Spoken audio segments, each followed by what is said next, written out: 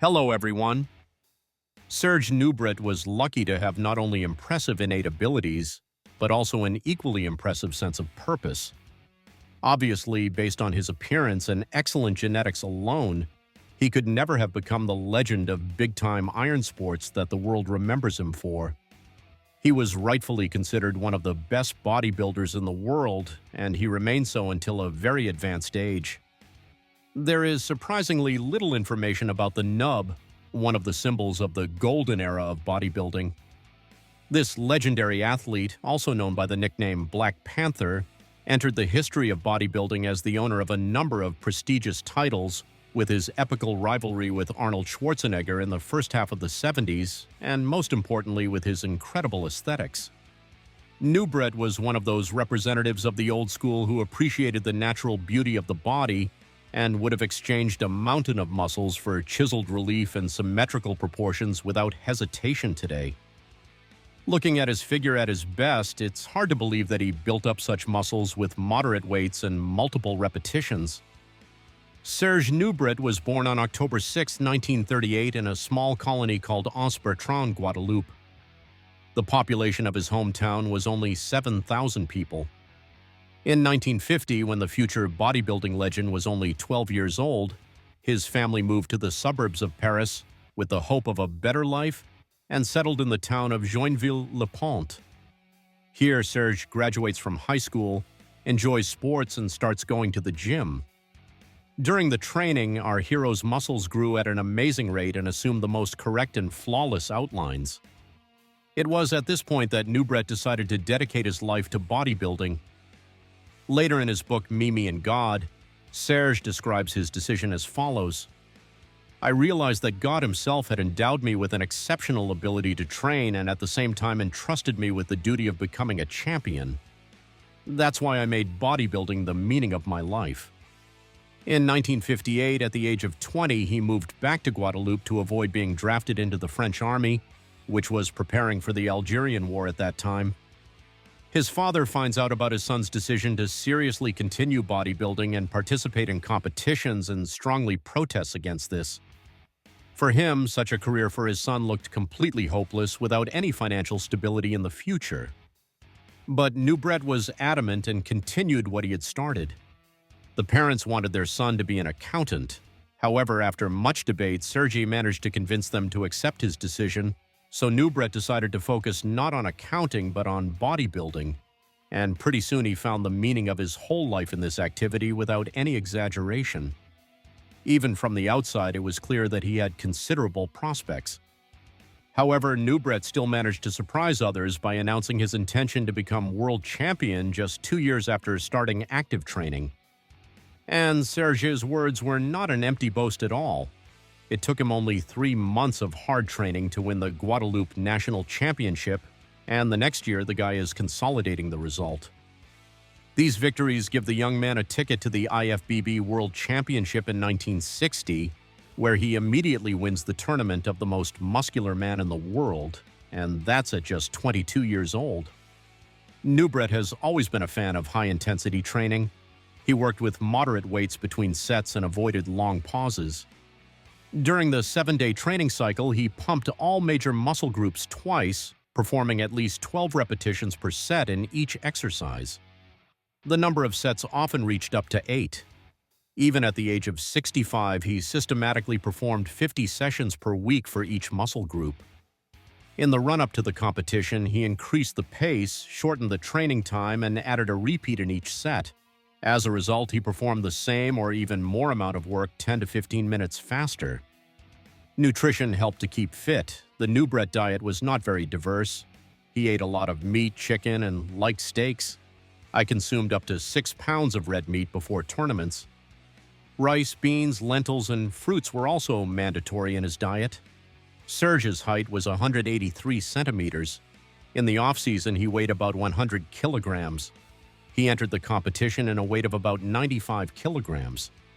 From this, it can be seen that he never overeated himself to an incredible size, as modern bodybuilders do now, and even when there were no tournaments on the horizon, his waist did not exceed 70 centimeters in girth. Nubret has always been aesthetically pleasing. Such a bright character couldn't help but attract the attention of the producers. The bright athlete was invited to play in a movie. Among the most significant films in which Nubret played are Invasion of the Titans with Juliana Gemma, Caesar and Rosalie with Rami Schneider and Yves Montand, and The Professional with Jean-Paul Belmondo. In total, Serge had a chance to appear in almost 20 films. His acting career dragged on so much that he even temporarily retired from competitive bodybuilding, devoting a lot of time to filming. But he still kept himself in great shape. In 8 years, he has only appeared on the big stage twice. In 1963 and 1964, he took second place at the NABA Mr. Universe tournament. After that, he pauses at the age of 4 and only returns to the stage in earnest in '69. He tries to become Mr. Universe again and becomes second again, and then the '70s come, the best time for Black Panther. From 1972 to 1975, Serge Nubret participated in the Olympic Games 4 times, becoming third 3 times and taking second place once. In 1972, Sergio Oliva and Arnold Schwarzenegger beat him at the Olympic Games in Essen, Germany. Our hero won then not just anyone, but the future 3-time Mr. Olympia Frank Zane and Arnold's best friend Franco Columbu. The following year, the Olympia was held in the USA in New York. Once again, Nubret remained third, passing Arnold and Franco Columbu ahead. In 1974, the Austrian Oak was again the first, followed by Lou Ferrigno, and Nubret was again content with bronze awards. Serge Nubret became known to the main audience through the documentary project Pumping Iron. As part of this film, he was competing with Arnold Schwarzenegger for the Mr. Olympia title in 1975. The tournament was then held in Africa, the capital of South Africa, in the city of Pretoria. Despite his incredible form that year, Serge was unable to win again and settled for second place, losing to Arnold, but this time beating Lou Ferrigno, to whom he lost a year earlier. But even though Nubret was unable to lift Sandow's statuette over his head this year, he considered that silver medal won on the Black Continent to be the most significant success of his career. Once Nubret was asked what was the main award for him, and he answered without hesitation, the second place in 1975 at the Olympia in Africa. Playing in that tournament helped me become really famous. By the way, many argue that Arnold's victory in '75 was rather dubious and the Sandow statuette should have been given to Nubret. In the period from '70 to '75, our hero also headed the bodybuilding federations of Europe and France. Later in '76, he even founded the WABB project, aiming to organize the most effective and practical system for providing support to young athletes. After finishing his career in the IFBB, Serge competed in his own WABB federation until 1984. In the future, he also continued to do work related to bodybuilding while not forgetting to keep himself in great shape. Even at the age of 70, he trained regularly and was in amazing shape. Nubret was not only an outstanding athlete, although it was his incredible talents, recognized by both fans and experts and colleagues, that brought him real fame, but also a true preacher of iron sports. He put a lot of effort into popularizing and developing bodybuilding as a sport, and achieved truly impressive results in this field. In 2006, he wrote the very book Mimi and God, collaborating with Louis Xavier, Baban Lachat. This is his autobiography, which not only describes his life, but also contains his thoughts on sports, useful spending of time, the Christian faith, and much more. The main idea that Serge wanted to convey to the reader in this book is the desire to always move forward, never giving up.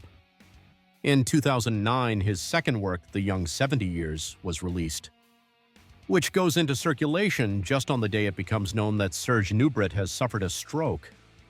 There were immediately a lot of rumors that he was allegedly poisoned by his own relatives in order to inherit Serge's rich fortune. However, doctors have not confirmed this information, and already in March 2009, Serge Nubret falls into a coma and remains in a vegetative state until his death on April 19, 2011. He was 72 years old. Serge Nubret has rightfully been and remains one of the most significant figures in world bodybuilding for a long time. For many athletes, he is the combat embodiment of a non-standard approach to the formation of an aesthetic body. Serge Nubret was not just an outstanding bodybuilder, but a man on a much larger scale. During his long life, he embodied himself in completely different guises and clearly showed everyone that nothing is impossible for a single-minded person. As always, I will be grateful for your support. It helps in the development of the channel. Do not forget to click on the bell so as not to miss the new issue. Thanks for watching, Sports Guru with you. See you later.